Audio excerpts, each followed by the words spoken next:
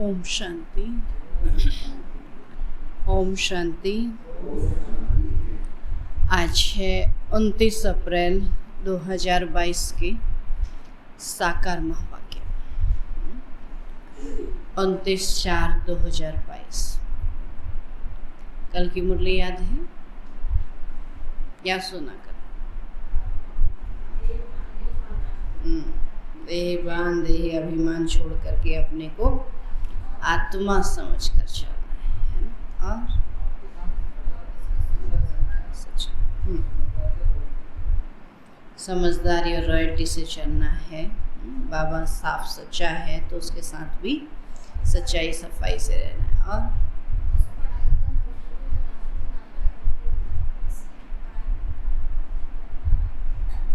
पढ़ाई को हमारा लक्ष्य है लक्ष्मी नारायण बनना। तो पढ़ाई पढ़नी है, अपने लक्ष्य को भी याद रखना है। तो बाबा कहते हैं अगर लक्ष्य भूल जाएगा तो फिर पढ़ाई भी नहीं कर सकते ना। तो इसलिए इस ईश्वरीय विश्वविद्यालय का लक्ष्य लक्ष्मी नारायण बनना, श्री श्री बनना है। तो बाबा आया है श्री श्री बनाने के लिए। बाबा ने कहा वो गुरु अपने को कितने श्री लगाते हैं, लेकिन यहाँ तो सभी पतित हैं। तो इसलिए अभी बाबा आया है श्रेष्ठ बनाने के लिए, तो हमको भी श्रेष्ठ बनने की मेहनत करनी है। तो आज बाबा बोले मीठे बच्चे कुछ भी सहन करना पड़े, कुछ भी सहन करना पड़े, लेकिन इस अंतिम जन्म में पवित्र जरूर बनना है। कुछ भी सहन करना पड़े, लेकिन इस अंतिम जन्म में पवित्र जरूर बनना है। बाप को पवित्रता की ही मदद चाहिए। बाप को पवित्रता की ही मदद चाहिए। प्रश्न है अंतिम दृश्य कौन सा होगा? अंतिम दृश्य कौन सा होगा जिसे समझने के लिए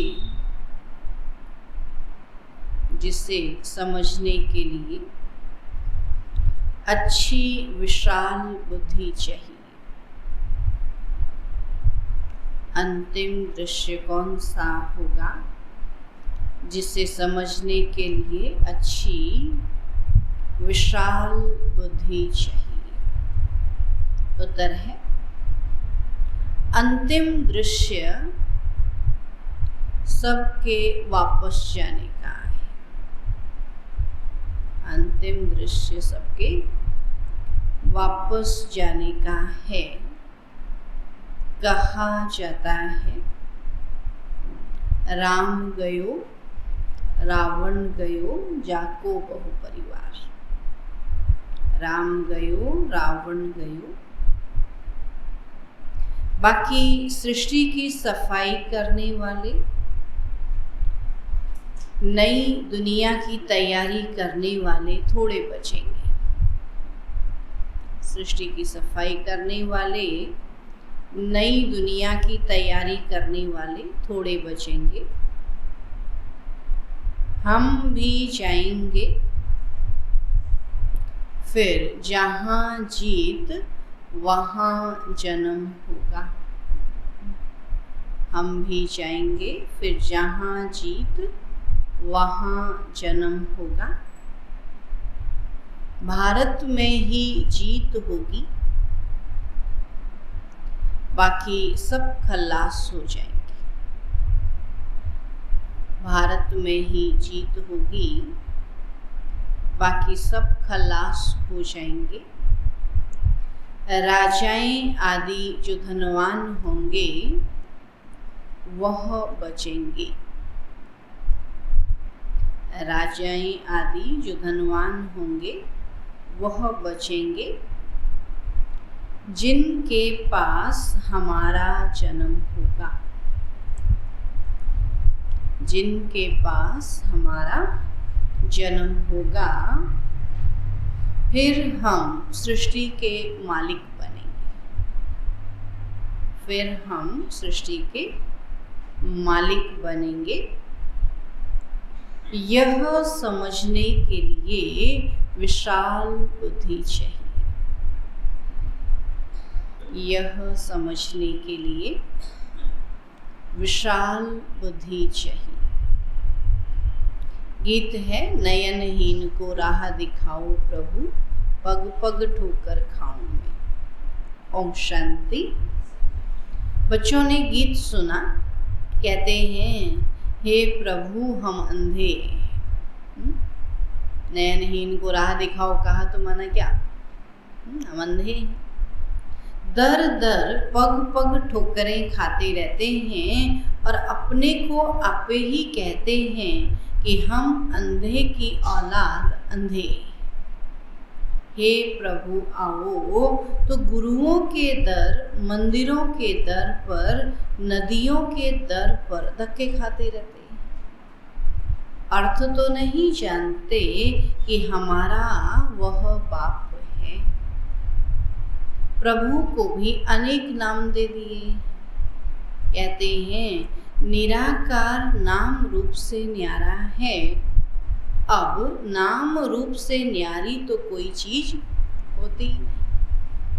तो तुम कहते हो परम पिता परमात्मा कब नाम रूप से न्यारा हो सकता है क्या? तो मनुष्य यह तो आपे ही गाते रहते हैं कि हम अंधे।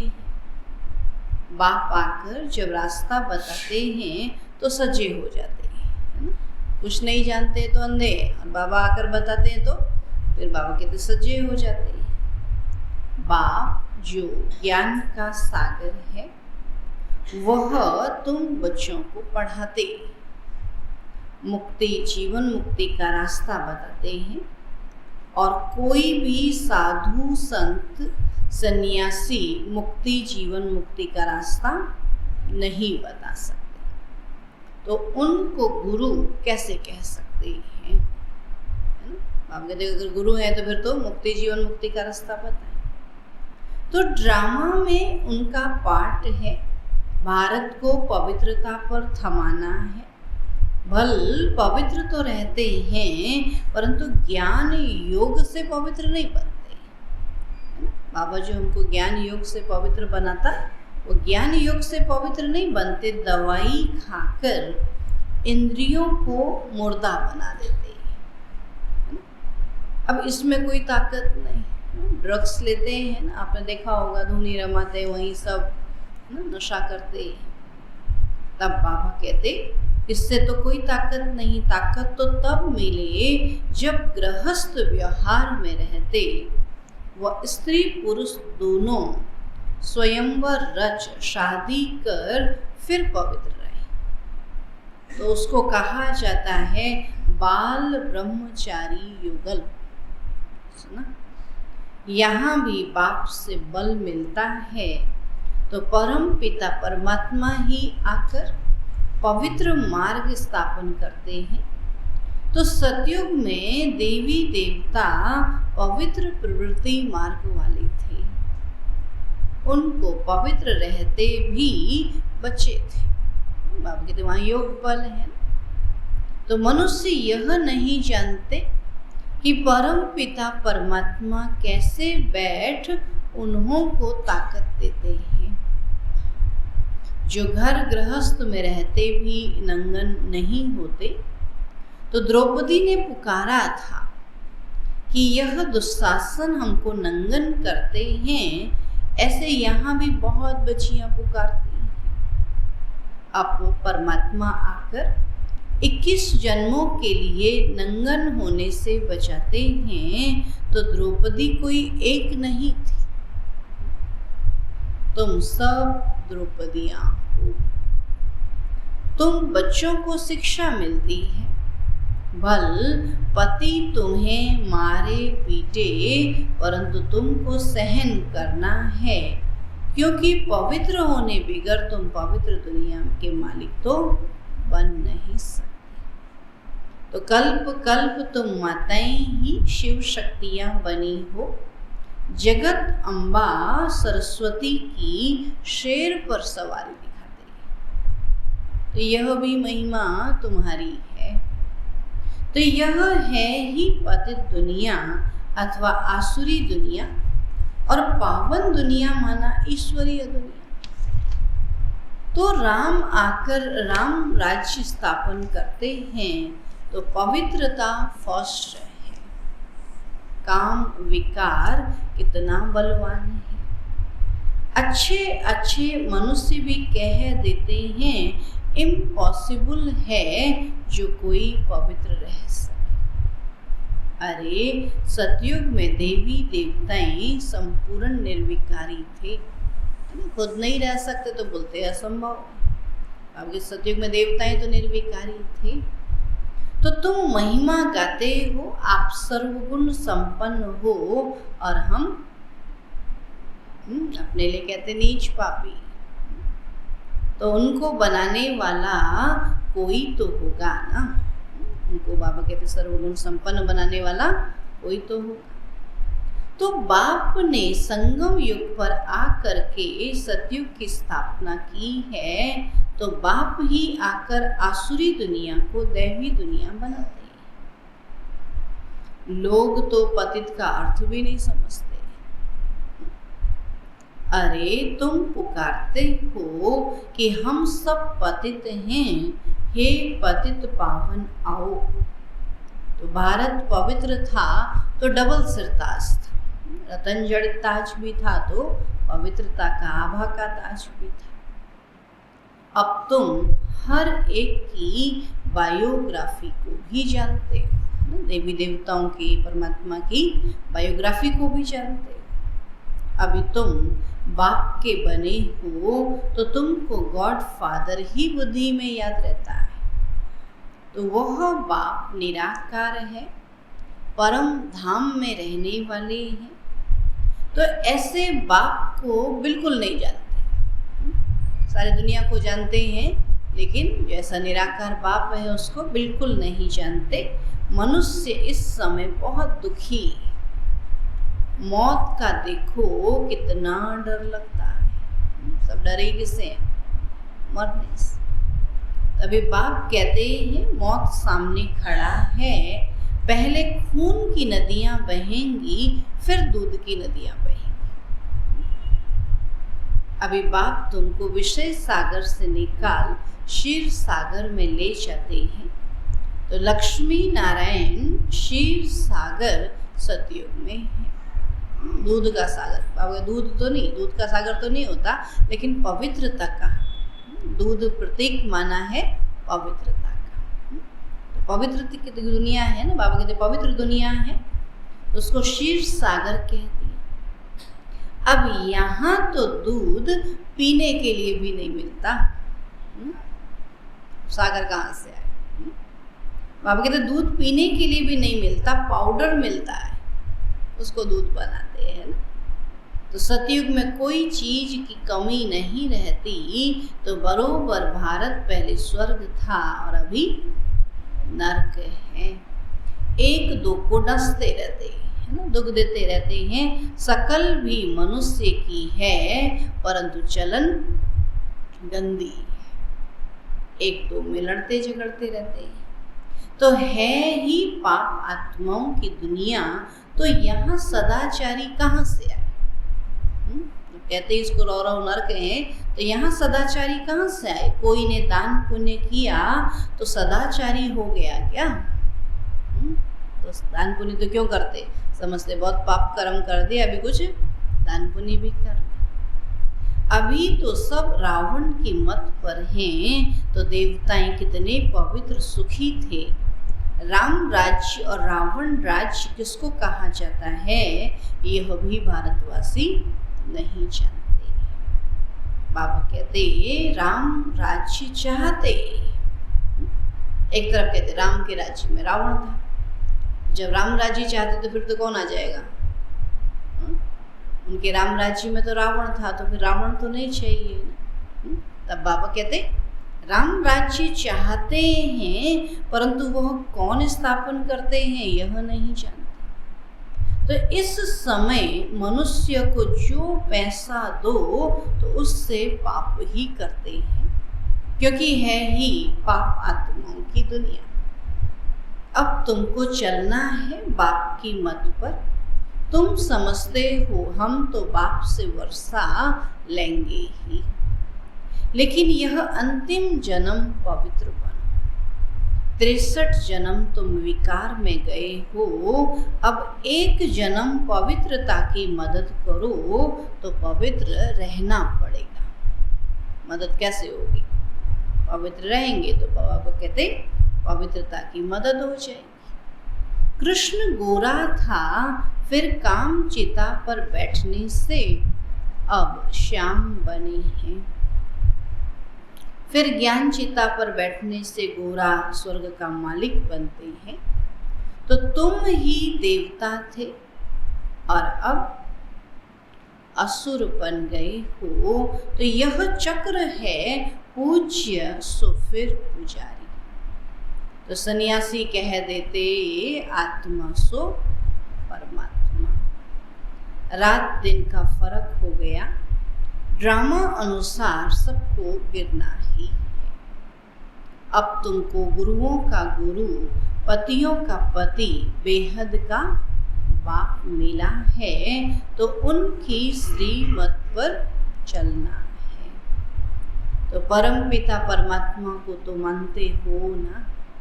आप कहते परमात्मा को तो मानते हो ना? शिव जयंती भी मनाते हैं, परंतु समझते नहीं। तो शिव बाबा ने क्या आकर किया, कैसे किया? तो सोमनाथ का इतना बड़ा मंदिर बनाया है, तो जरूर भारत में ही आए हैं। भारत में ही आके कल्याण किया, तभी तो भारतवासियों ने इतना बड़ा मंदिर बनाया। कैसे आया, क्या किया, कुछ भी बता नहीं सकते। तो यह भी परंपरा से चला आता है। गंगा का मेला कुंभ का मेला कहते हैं, तो परंपरा से चला आता है। यह सब उल्टा बताते हैं। तो क्या सतयुग से ही दुनिया पतित थी? कहते परंपरा चला तो मना सतयुग से ही फिर बाबा कहते पतित होंगे ना। तो जो कुछ बताते हैं अर्थ कुछ भी नहीं समझते। इसको भक्ति मार्ग कहा जाता है। क्राइस्ट आया, फिर कब आएगा? फिर अपने समय पर आएगा। कोई को पता ही नहीं है। तो प्रदर्शनी में तुम हजारों को समझाते हो, फिर भी कोटों में कोई ही निकलता है।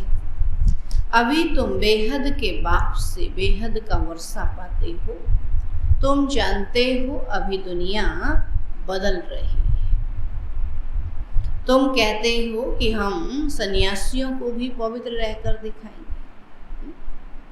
आगे चलकर वे लोग भी मानेंगे कि इन्हों को शिक्षा देने वाला परमपिता परमात्मा है। तुम सिर्फ यह सिद्ध कर बताओ कि बाप सर्वव्यापी नहीं है। गीता श्री कृष्ण ने नहीं गाई।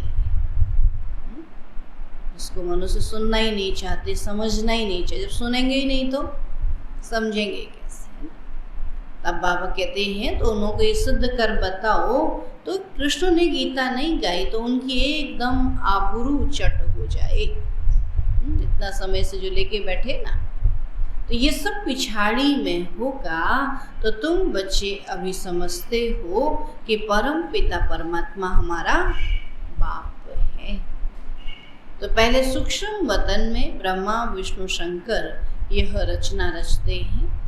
तो ब्रह्मा है प्रजापिता और ब्रह्मा ही ब्राह्मण पैदा करते हैं। तो ब्राह्मण वर्ण है सबसे ऊंचा।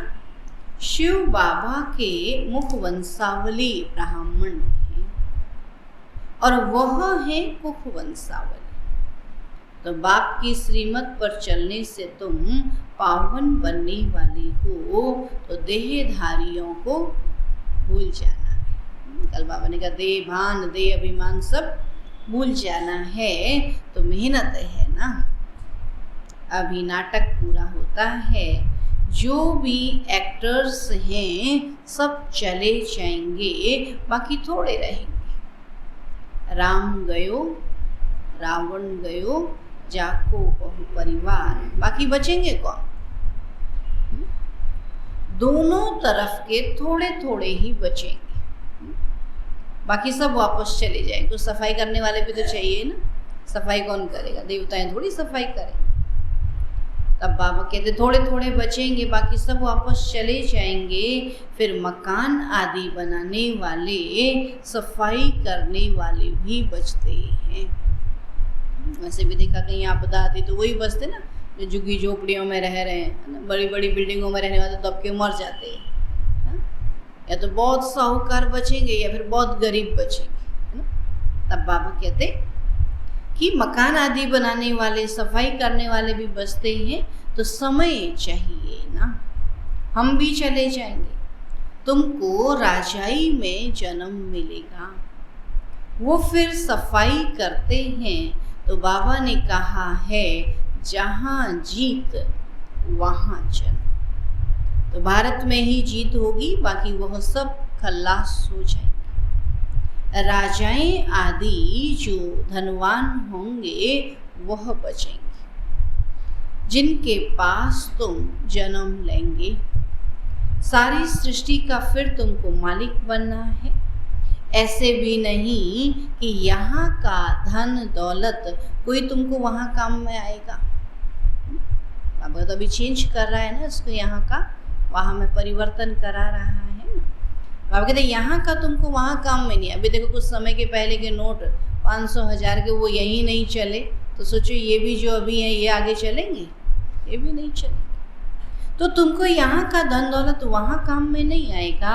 यहाँ की मिल्कियत तो वर्थ नॉट ए पेनी है, वहाँ सब कुछ नया बन जाएगा। तो हीरे जवाहरों की खानियाँ भरपूर हो जाएंगी, नहीं तो महल कहाँ से बनेंगे। तो कितनी बुद्धि चाहिए समझने की। तो तुम बच्चे अभी डबल अहिंसक बनते हो।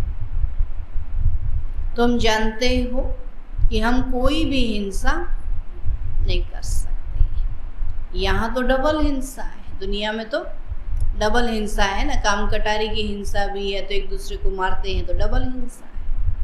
सतयुग में हिंसा होती ही नहीं, न विकारों की न स्थूल। बाबा कहते उनको ही स्वर्ग कहा जाता है। तो बाप कहते हैं तुम समझते हो ना कि यह ज्ञान साहूकारों के लिए मुश्किल है ना। वैसे कहेंगे उसको सुनाओ, बड़ा साहूकार है, ज्ञान सुनेगा। और दूसरी तरफ बाबा क्या कहता कि साहूकारों के लिए ज्ञान बड़ा मुश्किल है। अगर साहूकार ज्ञान सुन ले तो कब की स्थापना हो जाए। नहीं, तन मन धन लगाए तो सब, लेकिन उनका तो लगना ही नहीं। जिनको यहाँ मिला है तो वहाँ थोड़ी मिलेगा। हाँ, तो बाबा कहते मैं तो गरीबों के पाई पाई से स्वर्ग रचने वाला हूँ। तब बाबा कहते यह ज्ञान साहूकारों के लिए मुश्किल है। बाबा है गरीब निवाज, शिव बाबा तो दाता है। ये मकान आदि भी सब तुम्हारे लिए ही हैं। विश्व का मालिक तुमको ही बनाता हूँ, तो फिर मैं नए मकान में क्यों बैठूं? तो यह बाबा कहे हम तो नहीं बैठेंगे। नहीं, जिसने तपस्या की होगी तो वो क्या कहेगा, हम क्यों जाए नए मकान में? वो नहीं जाए, हम तो पुराने में ही रहेंगे। तो ब्रह्मा बाबा भी कहता मैं क्यों बैठूं नए में? बाबा कहते हैं मैं नहीं बैठता तो तुम कैसे बैठेंगे? शिव बाबा ब्रह्मा बाबा से कहता ना, ब्रह्मा बाबा बूढ़ा तन है, पति तन है ना। बाबा कहते मैं ही पुराने में आया तो तुम नए में कैसे जाएंगे? तो तुम भी पुराने में बैठेंगे। तो शिव बाबा कहते हैं मैं अभोक्ता असोचता। अभोक्ता असोचता का अर्थ क्या है? मैं अभोक्ता भी हूँ असोचता भी। बाबा थोड़ी सोचता है, हम सोचते हैं। बाबा तो कहते जो ड्रामा में है वही होगा, तो सोचना किस लिए? लेकिन हम सोच सोच के परेशान होते हैं ना। तो मैं अभोक्ता असोचता हूँ, तो अभोक्ता असोचता का अर्थ क्या है यह भी तुम जानते हो। अभोक्ता माना जो कोई भोगना नहीं भोगना, दुख में दुखी है न सुख में सुखी है, वो सुख दुख से न्यारा है ना। हाय दुख आ गया, हाय सुख आ गया, बाबा कहता नहीं, बाबा को न दुख न सुख, वो सबसे परे है। अच्छा, मीठे मीठे सिकील अधि बच्चों प्रति माता पिता बाप दादा का याद प्यार और गुड मॉर्निंग। रूहानी बाप की रूहानी बच्चों को नमस्ते। हम रूहानी बच्चों की रूहानी बाप दादा को नमस्ते नमस्ते नमस्ते। धारणा के लिए मुख्य सार है,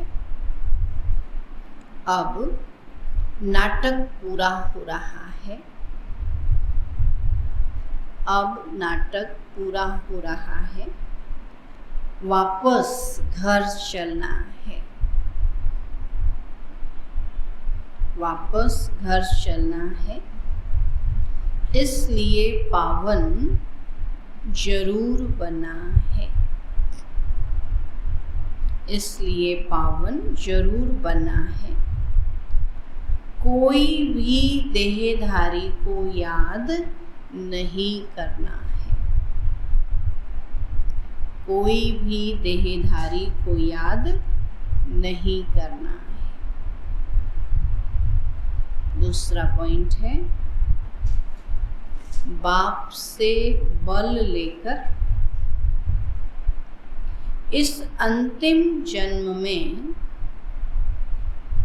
बाप से बल लेकर इस अंतिम जन्म में स्त्री पुरुष साथ रहते भी पवित्र बनकर दिखाना है। स्त्री पुरुष साथ रहते भी पवित्र बनकर दिखाना है।